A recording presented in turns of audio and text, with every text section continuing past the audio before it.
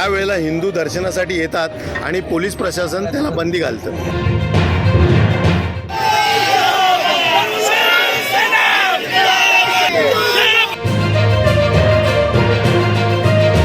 कोणत्याही दिवशी बंदी असता कामा नये आणि दर्शन करायला मिळालंच पाहिजे, तो आमचा हिंदूंचा हक्क आहे।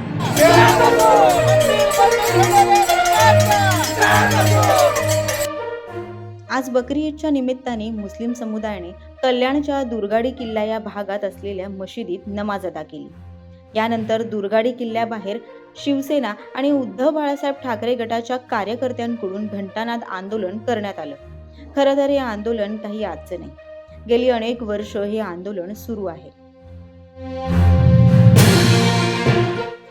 दुर्गाडी किल्ल्यावर देवीचं मंदिर आहे, तसंच त्या परिसरात एक छोटीशी मशीदही आहे। त्या ठिकाणी मुस्लिम समुदाय बकरी ईदच्या निमित्ताने नमाज पठण करण्यासाठी येत असतो। त्या काळात हिंदू बांधवांना देवीचं दर्शन आणि पूजा ही काही काळासाठी बंद ठेवण्यात येते। याच निषेधार्थ धर्मवीर आनंद दिघेंनी या विरोधात घंटानाद आंदोलन सुरू केलं होतं। त्यानंतरच शिवसेनेकडून दरवर्षी हे घंटानाद आंदोलन बकरी ईदच्या दिवशी केलं जातं।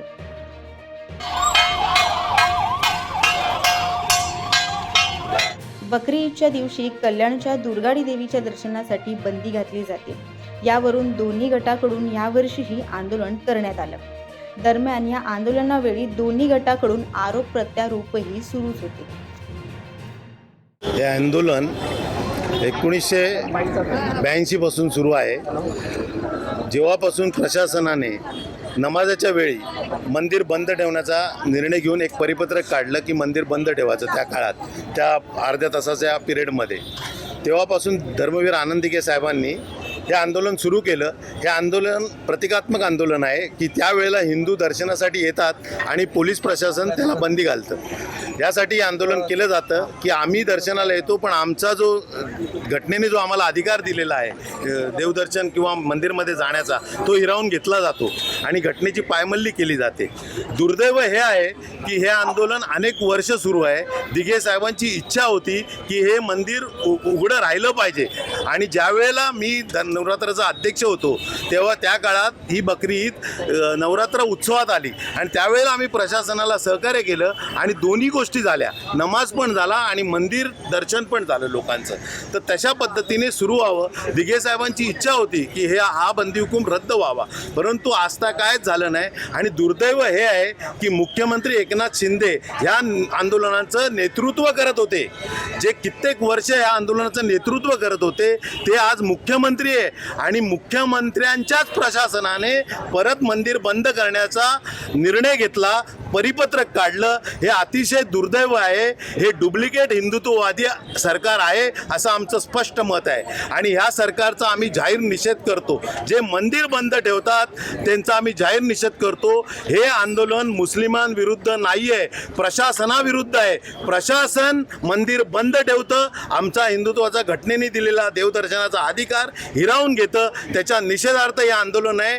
आणि निश्चितपणे जोपर्यंत न्याय मिळत नाही तोपर्यंत हे आंदोलन आम्ही चालू ठेवणार आणि कोणत्या परिस्थितीमध्ये आम्हाला कोणत्याही दिवशी बंदी असता कामा नये आणि दर्शन करायला मिळालंच पाहिजे, तो आमचा हिंदूंचा हक्क आहे।